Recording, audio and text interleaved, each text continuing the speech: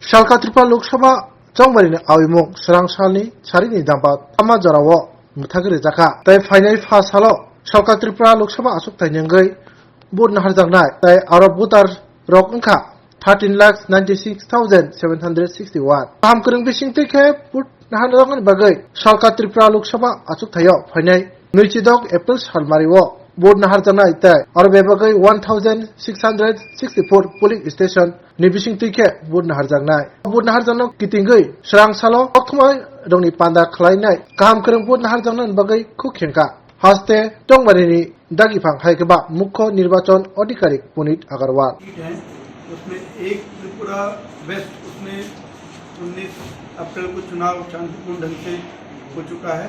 अब 2 Tripura east ST जो seat है उसका 26 अप्रैल को चुनाव है। तो उस चुनाव के लिए हम लोगों ने सभी अरेंजमेंट्स कर लिए हैं।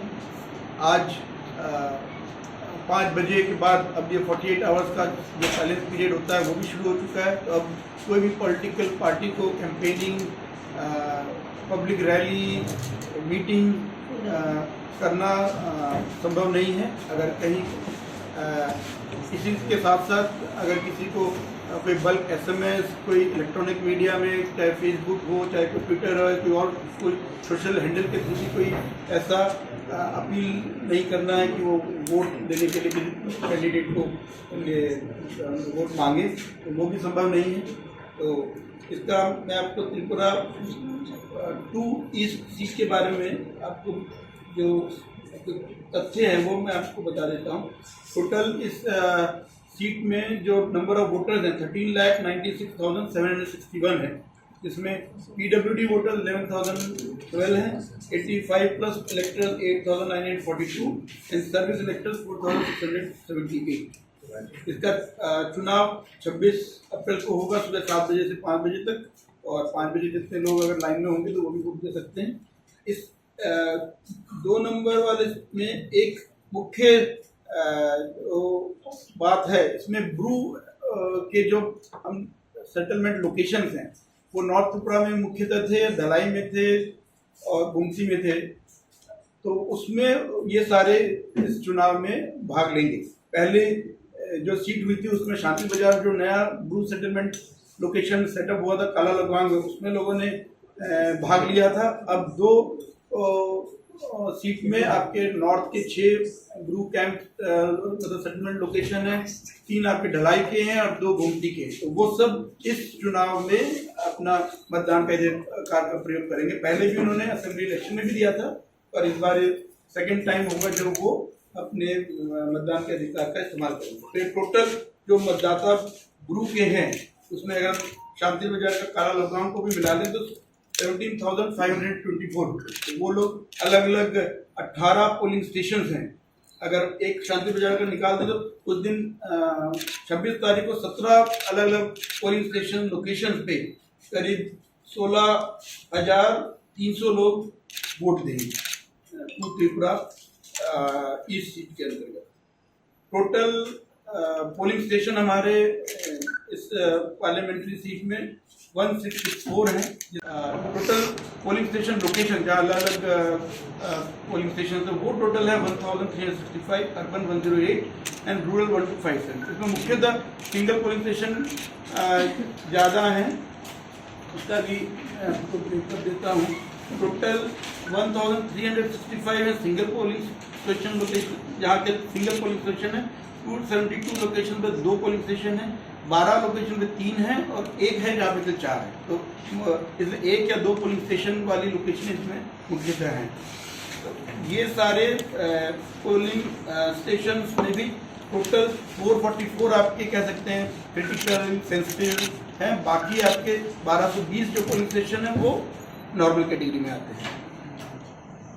स्पेशल पोलिंग स्टेशन में हमने हर असेंबली सेगमेंट में एक यूथ मैनेज, एक physical disabled manage, 2 women manage कम से कम और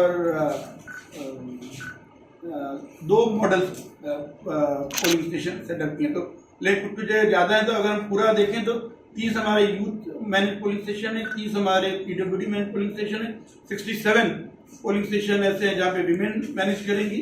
उसमें पर्टिकुलरली हमने धर्म जनरल ऑब्जर्वर, 2 पुलिस ऑब्जर्वर्स और 1 एक्सपेंडिचर ऑब्जर्वर नॉमिनेशन की डेट से हैं जो पूरी प्रोसेस को मॉनिटर कर रहे हैं। हर पोलिंग स्टेशन में ऑन द डे ऑफ पोल आपके माइक्रो ऑब्जर्वर्स रहेंगे पोलिंग स्टेशन लोकेशन में। वो पोलिंग स्टेशन में बैठ के पूरी प्रोसेस को ऑब्जर्व करेंगे। वो सेंट्रल गवर्नमेंट एम्प्लॉयज़ होते हैं और वो रिपोर्ट देते हैं जो सीधे ऑब्जर्वर को जाती है। जो जनरल ऑब्जर्वर्स आते हैं वो उसमें देख के उस पर निर्णय लेते हैं कि किसी पोलिंग स्टेशन में कोई अगर अपनी घटना घटी है तो उसके बारे में क्या एक्शन लेना है। सभी पोलिंग स्टेशन जो हैं हमारे पोलिंग स्टेशन लोकेशन, उन सब पर सेंट्रल आर्म्ड पैरामिलिट्री फोर्स रहेगी। अगर चाहे सिंगल, चाहे नॉर्मल हो, चाहे क्रिटिकल हो, तो हर पोलिंग स्टेशन लोकेशन पे CAPF है। जहाँ अगर एक से ज़्यादा है तो वहाँ पे और स्टेट पुलिस भी होगी जो उनको कवरेज प्रोवाइड करने में हेल्प करेगी। और सभी जिलों ने आपका 144 CRPC में ऑर्डर इशू कर दिया है जो रेस्ट्रिक्शन रहता है 5 लोगों से ज़्यादा लोग की असेंबली ना हो। जो स्टेशंस हैं उनके आसपास लोग इकट्ठा ना हो। केवल जो वोटर्स हैं वो तो लाइन में रहेंगे, लेकिन उसके अलावा किसी और कनेक्शन में कोई भीड़ ना हो। इस चीज़ के लिए ऑलरेडी सभी न्यूज़पेपर में भी आया है।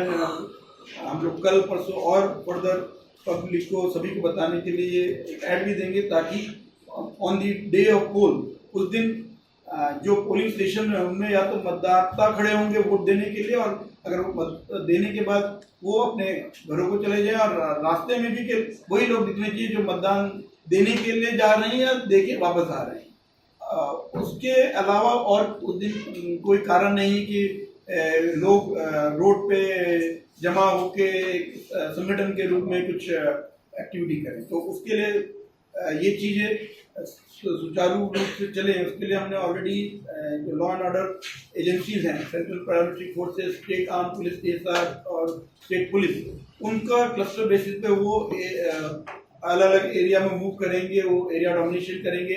आज 48 आवर्स जब से शुरू हुआ तभी से ही, और पहले से भी जैसे आपने देखा होगा, ये सभी फोर्सेज ग्राउंड पे जाकर फ्लैग मार्चेस कर रहे हैं, पेट्रोलिंग हो रही है, जो फुट पेट्रोलिंग भी है, मोबाइल भी है, तो वो होगी। इसमें even senior officials, police and civil side दोनों ने पार्टिसिपेट किया, तो ये एक्टिविटी बढ़ेगी। और on the day of poll भी जितने हमारे जो सेक्टर ऑफिसर्स हैं, पुलिस सेक्टर ऑफिसर्स हैं, वो लगातार उनके सेक्टर में जितने पोलिंग स्टेशन हैं उनके साथ लगातार कांटेक्ट रखेंगे। कहीं अगर उन्हें कोई अप्रिय घटना पता लगेगा तो इमीडिएटली नेसेसरी एक्शन लिया जाएगा। इसके अलावा जो अभी तक जो कैंपेनिंग थी वो बंद हो चुकी है। इसलिए पोलिंग स्टेशन के 100 मीटर के अंदर किसी भी टाइप की कैनवसिंग संभव नहीं है। 200 मीटर के बाहर जो भी कैंडिडेट्स बूथ लगाते हैं वो 200 मीटर के बाहर होंगे, और उसमें भी सिंपल बूथ में लोग जो उनके पास आए हैं पता करने के लिए अपना इलेक्ट्रॉन रोल में कहाँ नाम नंबर है वो रहेगा। अननेसेसरी वहाँ पे भी भीड़ नहीं रहनी चाहिए, उसको हम लोग ध्यान में रखेंगे ताकि जो वोटर है वो अपनी स्वेच्छा से बिना किसी डर के वोट देने के लिए आ जाए। तो ये हम लोग का प्रयास रहेगा। और 48 आवर्स का जैसे हमने बताया, अभी जितने लोग इन जो 30 असेंबली सेगमेंट में हैं, जैसे 5 बज गए हैं, तो जितने भी वोटर्स बाहर के हैं जो इन 30 असेंबली सेगमेंट के वोटर नहीं हैं, वो उनको इलाके छोड़ के जाना होगा। और कोई नए लोग भी जो आए वो इस एरिया के जो वोटर नहीं है वो इस समय नहीं आए। इसके लिए जो नाका पॉइंट्स है उस पर चेकिंग रहेगी। जो आपके वहाँ पे गेस्ट हाउस होंगे, होटल होंगे, जो भी स्टे की लोकेशन है उसको भी वेरीफाई किया जाएगा, चेक किया जाएगा कि वहाँ पे जो लोग रह रहे हैं वो इस कंडीशन को फुलफिल कर रहे हैं कि नहीं। इसके अलावा ड्राई डे ऑलरेडी 48 आवर्स पहले से जो शुरू हो जाता था, कल परसों 2 दिन ड्राई डे रहेगा। लिकर शॉप्स बंद रहेंगी सभी जिलों में ही, पूरे राज्य में ही ये बंद रहेगी। और इसके साथ ही साथ 26 अप्रैल को गवर्नमेंट हॉलीडे रहेगा, मतलब सभी के लिए और छुट्टी रहेगी, चाहे वो गवर्नमेंट कर्मचारी हों, प्राइवेट कर्मचारी हों, इवन डेली लेबर वर्कर्स, सबके लिए वो दिन छुट्टी का होगा, जिसमें उनका मुख्य दायित्व रहेगा कि वो अपने मतदान केंद्र में जाके चुनाव दें। सभी पोलिंग स्टेशन में हमारी एक्चुअल मिनिमम फैसिलिटीज़ रहेंगी, जिसमें मुख्यतः आपको पानी, टॉयलेट, बिजली और वेटिंग शेड्स, जैसे अभी आजकल काफ़ी धूप है तो उसमें अगर वेट करना पड़े तो वो व्यवस्था रहेगी। फिर आपका रैंप रहेगा, कोई ऑल्दो सभी पुलिस स्टेशन ग्राउंड फ्लोर पे है लेकिन वहाँ भी अगर थोड़ी सी जो हाइट है तो उसके लिए रैंप की व्यवस्था रहेगी। और व्हील चेयर रहेगा वृद्ध जनों के लिए, वॉलंटियर्स रहेंगे उनको सहायता करने के लिए। ब्रेल में जो ब्लाइंड हैं उनके लिए ब्रेल में हम लोग ने वोटर इन्फॉर्मेशन स्लिप दिया है, सभी वोटर्स को वोटर इन्फॉर्मेशन स्लिप दिया है, जिसमें जो मुख्यतः जो ब्लाइंड थे उनके लिए हमने ब्रेल में वोटर इन्फॉर्मेशन स्लिप दिया है ताकि वो खुद पढ़ के भी जान सके कि कौन कौन भी उनको कहाँ जाना है, उनका क्या सीरियल नंबर पे नाम है और कौन कौन से कैंडिडेट हैं जिन जो इस चुनाव में भाग ले रहे हैं। तो वो हर पोलिंग स्टेशन में जो आपका बैलेट यूनिट होता है उसमें भी नंबर आपका ब्रेल में लिखा होता है, तो खुद भी चाहे तो वोट दे सकते हैं। तो ये व्यवस्था रहेगी। और इसके अलावा होम वोटिंग की फैसिलिटी, जैसे आपने देखा 85 इयर्स प्लस और पर्सन डिसेबिलिटी दिव्यांग जन, उनको हम लोगों ने ये सुविधा दी थी। तो 17-18 तारीख में उन लोग का होम वोटिंग में वोट उन्होंने डाले, जिसमें आपके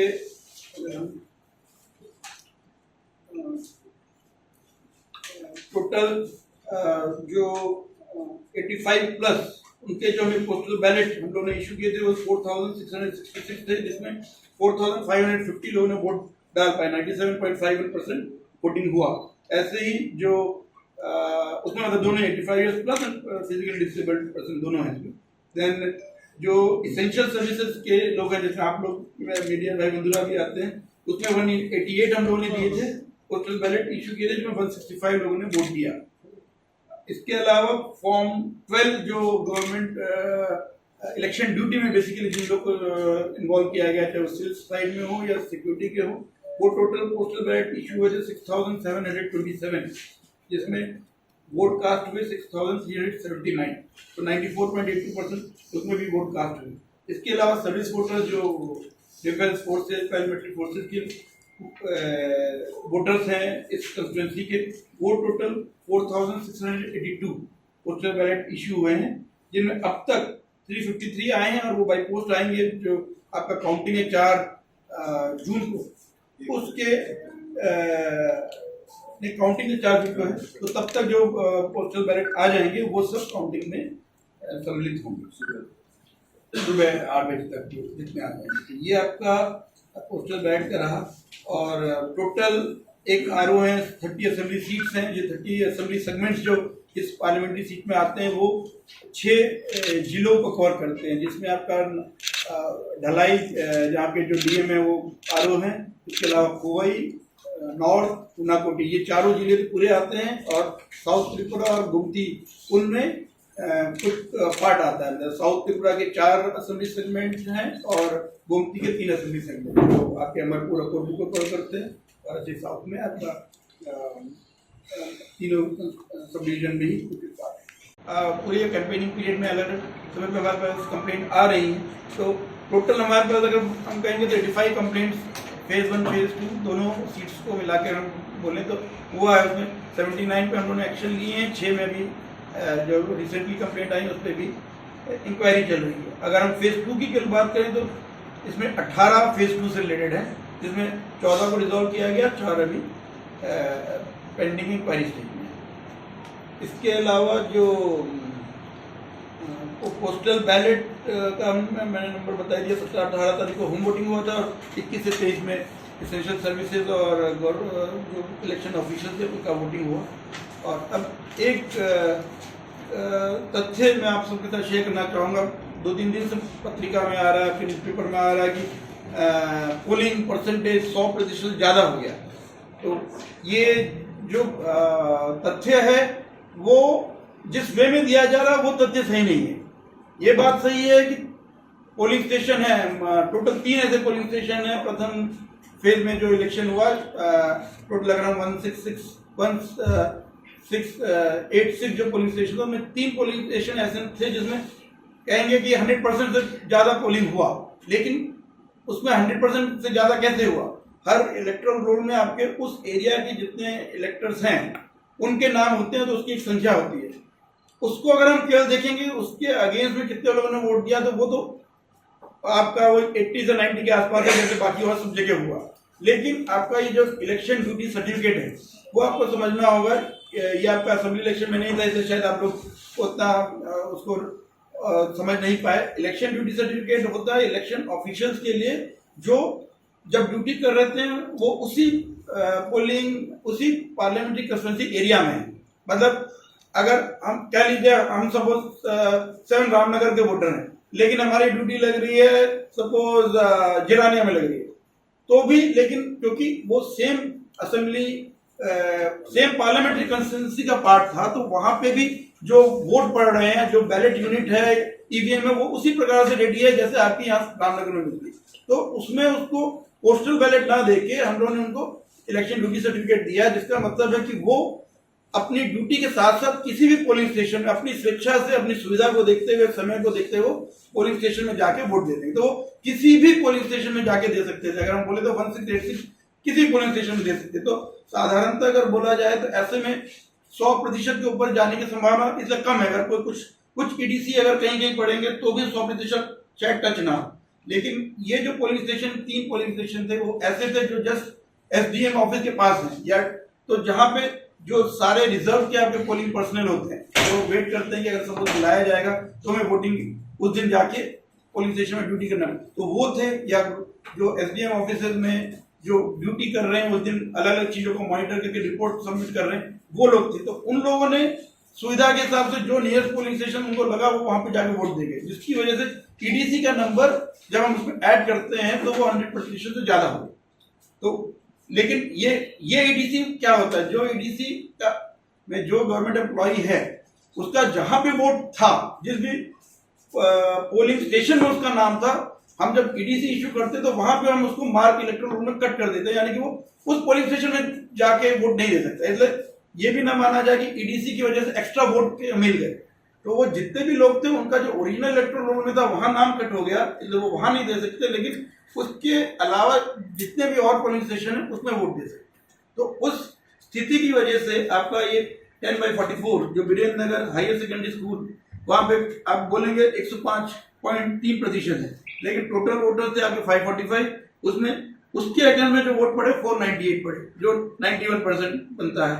ईडीसी वहां पे आ गए 68%, वो दोनों मिलकर आपका 566 हो गया अगेंस्ट 545 अगर हम देखते हैं। लेकिन उसको एक्चुअली अगर एक्चुअल में देखेंगे तो आपको 498 + 68 वो ऐड करके आप उसको डिनोमिनेटर में रखें तो आप बोलेंगे पोलिंग परसेंटेज इतना है। तो ऐसे ही आपका 5/44 लिंबूचरा एसबी स्कूल है, वहां भी ऐसे ही हुआ 100.15% आप वोटिंग परसेंटेज कहेंगे कहने के लिए, क्योंकि वहां पे टोटल नंबर जो इलेक्टोरल रोल के अगेंस्ट में लिखा है उसके अगेंस्ट में हम देखते हैं तो 1290 वोटर्स थे, 1053 लोगों ने वोट दिया। ये सॉरी, ये वाला नहीं, ये इसमें तो ये 2 कंप्लेंट ही गलत थी। जो कंप्लेंट हमारे पास आई थी न्यूज़पेपर अगर में कवर होता, 2 में तो उन्होंने दिखाया कि 100% ज्यादा हुआ, जबकि एक्चुअल में 100% ज्यादा था ही। ये वो वाला था 5/44 एंड 5/25 में, जिसमें कहा गया कि 100% से ज्यादा हुआ, लेकिन एक्चुअल में पोलिंग परसेंट 5/44 में 81.63 और 5/25 में आपका हुआ 87.3। इसी टाइप से जैसे हमने बताया कि वही अब एग्जिट पोल भी आपका ऑल्दो इलेक्शन 26 तारीख को होगा, लेकिन उसका एग्जिट पोल का रिजल्ट भी सब सारे फेज सातों के सातों फेज का जब पोलिंग हो जाएगा उसके बाद ही हो सकता है, यानी कि 1 जून को लास्ट फेज का है, तो उस दिन 6:30 बजे के बाद ही एग्जिट पोल दिया जा सकता है। उसमें फेज 1 का भी आ सकता है, फेज 2 का भी आ सकता है। तो अभी इलेक्शन होने के बाद भी ऐसा नहीं कि त्रिपुरा में दोनों हो गया तो इसका एग्जिट पोल डिक्लेयर हो सके, वो संभव नहीं है।